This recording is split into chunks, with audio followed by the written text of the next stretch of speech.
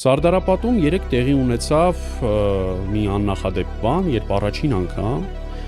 իշխող վարչախումբը այնտեղ այսպես կոչված տոնական արարողության ժամանակ ամբիոնը դասավորել էր այնպես, որ այն լիներ դեմքով դեպի Թուրքիան, մեջքով դեպի Հայաստանը։ Միշտ եղել է հակառակը։ Ես մա խնդրեմ, որ մենք նաև դիտենք այդ լուսանկարները, որտեղ այս վարչախումբը եւ նրա ներկայացուցիչները ելույթներ են ունենում Սարդարապատի հուշահամալիրում,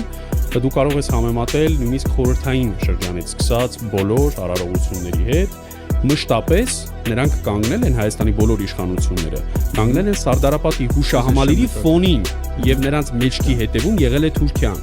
Սարդարապատի հուշահամալիրը մեր հանճարեղ ճարտարապետ Ռաֆայել Իսրայելյանը կառուցել է այնպես,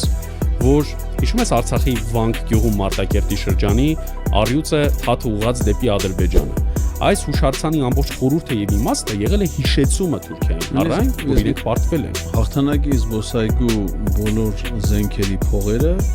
ուղղված են Թուրքիայի ուղղությամբ։ Այո, դեպի Արարատ լեռն են նայում։ Այսինքն դա բանը է։ Սա սիմվոլ է, Էդգար, սա շատ հստակ սիմվոլ է, այս վարչախումբը հիմա դեմքով նայում է դեպի Թուրքիային։ Այս լուսանկարը արված է Սարդարապատի հուշահամալիրի ամենաբարձր կոթողից։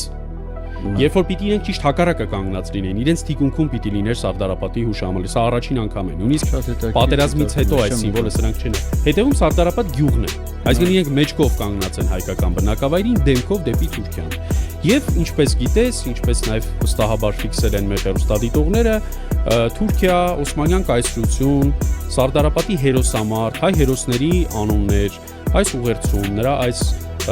երկարաշունչ ելույթում որևէ կերպ չի եղել, ճիշտ հակառակը մի քանի արարողակարգային եւ կոնտեքստից կտրված